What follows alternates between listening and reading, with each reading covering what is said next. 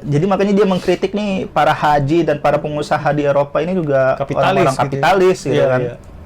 Makanya syarikat Islam itu kalau mau berjuang secara totalitas ya harus menganut komunis gitu kan. Kalau kata Semaun tidak bisa menggunakan ideologi Islam.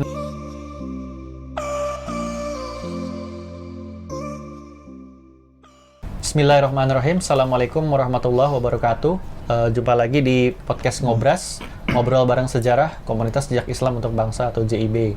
Nah, kita sambung lagi nih. Kemarin di episode sebelumnya kita udah bahas tentang Hari Buruh. Ini Hari Buruh bagian kedua, sambungannya gitu ya. Kalau kemarin kita udah bahas gimana munculnya kelas buruh di Hindia Belanda atau di Indonesia gitu ya. Ada apa? Hasil industrialisasi ya dari pabrik-pabrik, terutama pabrik gula gitu. Kemudian muncul gerakan buruh yang diinisiasi oleh orang-orang Eropa, tapi kemudian orang pribumi ini mulai diberikan tempat gitu kan.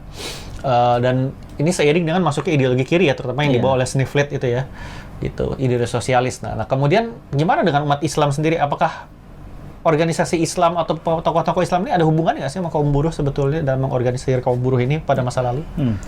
Ya, kalau kita bilang peran umat Islam atau organisasi Islam tentu itu ada ya, karena justru bahkan yang pertama kali memiliki kesadaran untuk membantu masyarakat kelas bawah ya di Hindia Belanda itu justru dari kalangan Islam. Oh, oke. Karena kalau kita berbicara misalkan organisasi pergerakan nasional ya kan, yang pertama kali berdiri, itu kan kebanyakan mereka diisi oleh kaum-kaum yang sangat eksklusif sekali, kelas atas ya kan, priai ya kan, kayak Budi Utomo gitu kan. Nah, sedangkan kemudian berdiri ini Sarekat Islam yang mereka berdiri itu kemudian merangkul tidak hanya kalangan pengusaha atau priai, tapi juga dari masyarakat kelas bawah, para petani, para buruh, ya kan, orang-orang wong cilik gitu kan. Makanya kenapa itu Sarekat Islam itu menjadi lebih cepat besar anggota pengikutnya ketimbang organisasi lain seperti Budi Utomo atau Indische Party.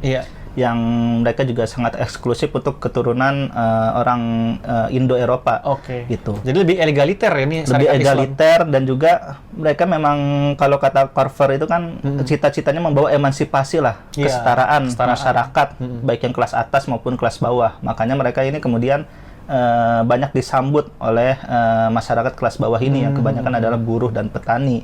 Bahkan sampai-sampai Sarekat Islam itu kan kemudian digadang-gadang ini Cokroaminoto itu sebagai perwujudan Ratu Adil gitu kan, yang dia akan menolong kaum wong cilik ya kan, para petani yang kesusahan gitu kan, dan dia akan mengusir orang-orang asing, mengusir pengusaha-pengusaha jahat gitu kan, sampai seperti itu ya kan sambutannya. Narasinya gitu ya. Iya. Tapi kemudian apa yang terjadi dengan Sarekat Islam dengan organisasi buruh? Apakah mereka mulai mengorganisir buruh juga Sarekat Islam? Nah, pada saat itu kan memang momentumnya atau mungkin apa ya istilahnya ya, terkenalnya itu kan memang gerakan sosialisme, baik di Eropa maupun di Hindia Belanda. Zeitgeistnya lah, semangat zamannya. Iya, semangat zamannya. Karena saat itu kan memang kapitalisme lagi besar-besarnya ya kan, ditambah imperialisme ya kan. Sehingga pada masa saat itu ya ketimpangan sosial itu benar-benar sangat tinggi ya kan. Apalagi ada perang dunia ketika itu yang menambah sistem ekonomi semakin krisis ya kan, sehingga buruh itu semakin menderita ya, maka akhirnya ideologi sosialisme ini menjadi sangat laku sekali gitu kan, meskipun pada awalnya dibawa dari Eropa oleh tokoh-tokoh Belanda, tapi ketika di Hindia Belanda ini ya itu banyak yang kemudian mulai menyambutnya. Karena bagaimanapun ini adalah sebuah ideologi yang memang sebagai anti penjajahan, anti kapitalisme ya kan, dan menyuarakan penderitaan masyarakat kelas bawah gitu kan. Nah, Sarekat Islam di sisi lain juga memiliki tujuan dan cita-cita yang sama, sehingga mereka ketemu nih. Ada irisan lah ya. Ada saling beririsan, sama-sama membela masyarakat kelas bawah, sama-sama ingin mewujudkan kesejahteraan untuk masyarakat kelas bawah. Nah, itu sebabnya kenapa tokoh-tokoh sosialis Belanda itu pun mereka ingin kerjasama dengan Sarekat Islam. Jadi sejak awal pun ya tokoh-tokoh yang di ISDV ini seperti Sneflit ya kan, itu justru dialah yang ingin mendekati Sarekat Islam. Karena ini besar bagaimanapun juga ya. Betul. Masa ini ya. Iya, kalau di buku McPhee itu ya kan, kemunculan komunis Indonesia itu kan sempat disebutkan bahwa tokoh-tokoh sosialis Belanda ini sebenarnya mereka sadar bahwa mereka memiliki perbedaan dasar yang prinsipil lah dengan Sarekat Islam. Gitu ya? Karena Sarekat Islam ini kan berbasiskan agama, sedangkan mereka berbasiskan sosialisme Marxisme yang sekuler gitu kan. Mereka paham perbedaan itu, tapi mereka melihat bahwa Sarekat Islam inilah yang bisa merangkul masyarakat kelas bawah di Hindia Belanda gitu kan untuk berjuang. Makanya mereka kemudian mendekati tokoh-tokoh dari Sarekat Islam. Yang paling banyak terpengaruh ya tentu dari Sarekat Islam Semarang tuh. Ada Semaun, dari Semaun ya kan. Terus ke bawahan dikit ya kan kita bisa melihat ada Haji Misbah ya kan, Ali Mindarsono dan lain-lain gitu ya. Itulah mereka-mereka yang kemudian terpengaruh dengan sosialisme Marxisme. Tapi kalau kita bicara terpengaruh sosialisme pun orang kayak Cokroaminoto, Haji Agus Salim pun juga sedikit banyak terpengaruh gitu kan. Karena ya memang tadi itu semangat zamannya dan itu memang bisa menjadi pisau analisa lah untuk membaca kondisi sekitar seperti apa ya kan. Dan tetapi kan bedanya orang-orang kayak Cokroaminoto, Haji Agus Salim ini kan mereka tidak hanya berhenti pada sosialismenya itu saja, tapi mereka juga kemudian mulai mencari kesamaan, mulai mencari solusinya dalam Islam itu seperti apa, gitu. Jadi tidak menerima mentah-mentah begitu saja ide sosialisme yang dibawa oleh tokoh-tokoh sosialis Belanda ini. Seperti itu sih kalau dari Sarekat Islam. Iya, makanya Cokroaminoto kan nulis Islam dan Sosialisme ini sebenarnya untuk meluruskan gitu kan ya. Betul. Karena dia juga kalau saya baca buku Islam dan Sosialisme itu kan dia mengkritik sebenarnya pemikiran Karl Marx. Dia bilang tidak bertuhan dan segala macamnya gitu. Sama juga seperti Haji Agus Salim kan kita lihat dia perdebatan dia dengan orang-orang kiri itu kan dia bilang mereka mencoba membawa paham dari permasalahan dari Barat ke Indonesia dengan paham sosialismenya gitu. Artinya mereka sebetulnya juga punya kritik-kritik gitu ya. Berarti ada pertentangan ya antara ideologi Islam dengan ada pertentangan, ada persamaan juga, itu seperti apa kira-kira? Ya, pertentangan itu Bu di tataran filosofis tentang materialismenya itu sendiri apa? Karena kan kalau kita bicara soal Marxisme, komunisme itu kan dasarnya kan materialisme historis ya. Yang namanya materialisme itu kan menegasikan hal-hal yang goib lah gitu kan. Seperti itu. Kalau kata Cokro itu kebendaan gitu ya. Hal-hal yang kebendaan yang kan tidak percaya pada hal yang goib, bahwa sejarah ini itu hanya berjalan itu karena hal-hal yang materi, karena faktor ekonomi, faktor-faktor produksi gitu kan ya. Jadi tidak ada campur tangan Tuhan ya kan, atau hal yang goib lainnya. Mereka mulai berseteru di situ. Ya, disitulah kemudian menjadi perbedaan. Tapi kalau kita berbicara bahwa mereka menentang kapitalisme yang jahat ya kan, majikan-majikan yang mengeksploitasi, nah di situ kemudian menjadi titik persamaannya. Makanya Sarekat Islam itu pada awalnya ya campur adur tuh ideologinya. Mereka ada yang sangat memegang teguh Islam, ada yang Islamis lah gitu ya. Iya, sangat Islamis sekali, ada yang memang berideologi komunis tuh, orang-orang kayak Semaun. Dan menariknya ini ya mereka ya pada awalnya ya sempat ada kerjasama ya kan, mendirikan serikat Federasi Serikat Buruh lah, itu kan namanya PPKB, Persatuan Perkumpulan Kaum Buruh tuh.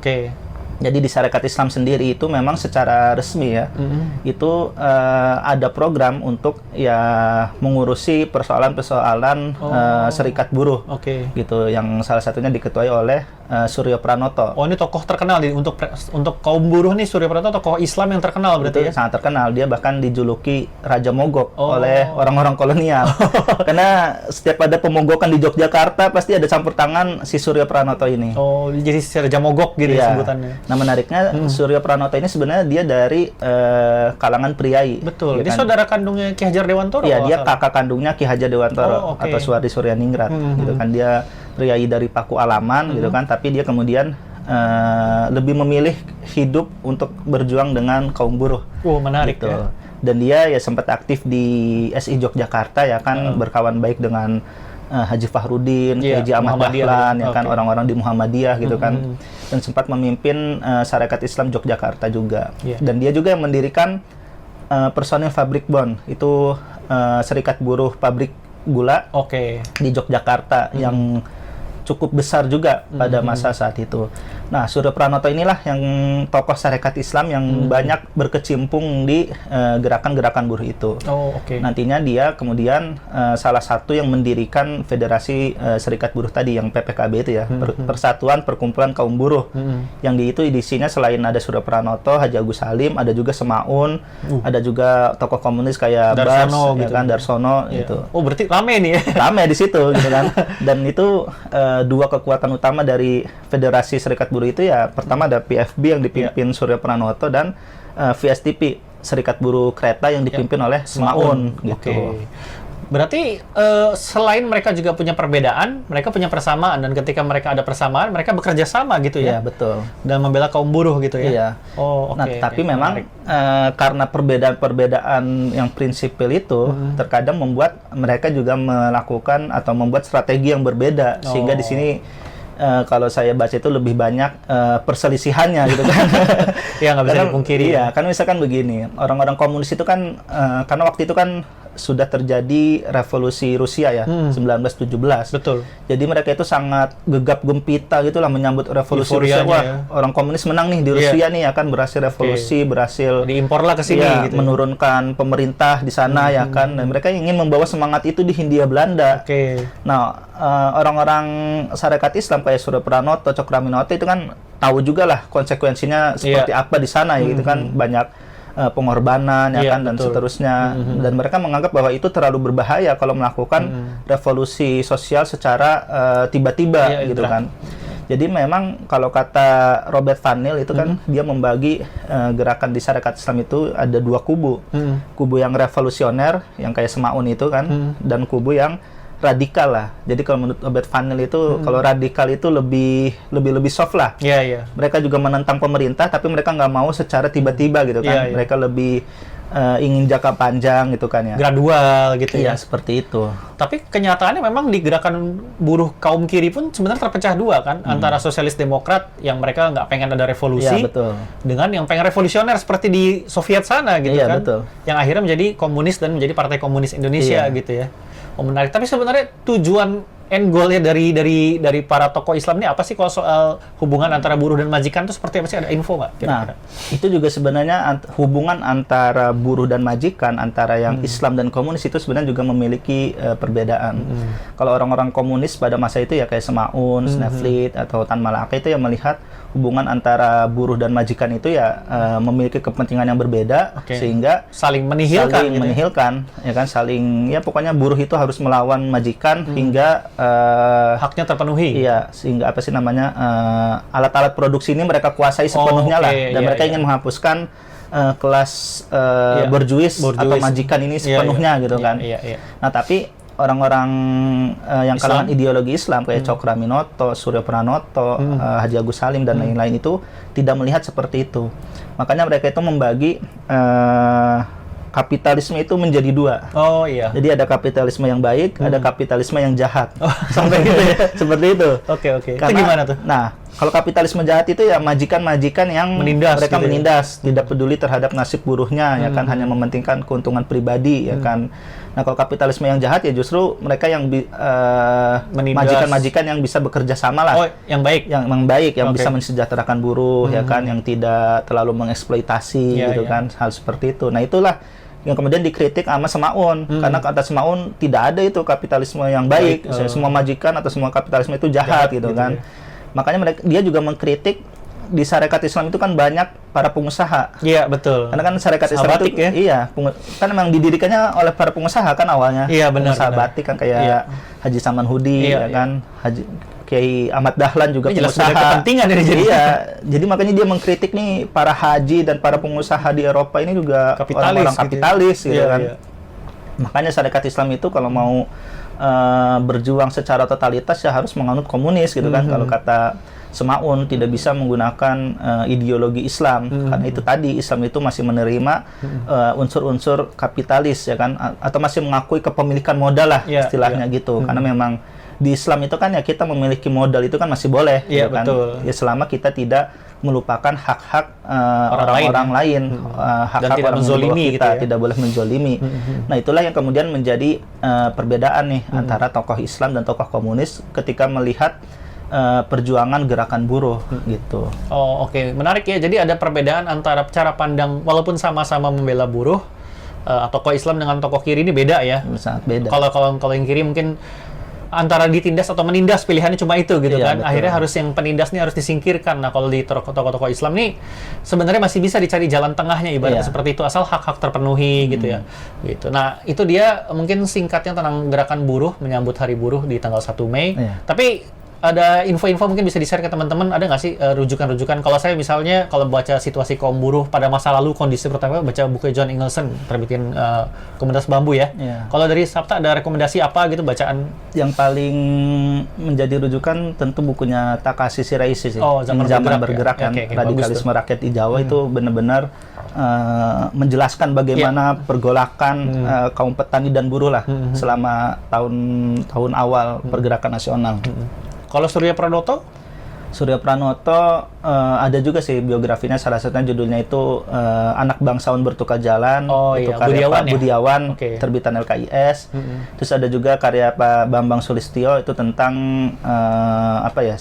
judulnya saya lupa, tapi tentang pemogokan buruh gula di Yogyakarta. Oke. Terus ada juga tentu buku Ruth McVie Iya. yang Kemunculan Komunis Indonesia Nah, itu itu tentang- juga banyak menjelaskan sih pergolakan antara Islam dan komunis pada masa itu. Dan jangan lupa Islam dan Sosialisme Cokro Aminoto ya. Iya, betul. Itu biar tahu bedanya. Oke. Atau buku Apalagi? Dari Kata Menjadi Senjata. Wow. Terbitan JIB. Oh, iya.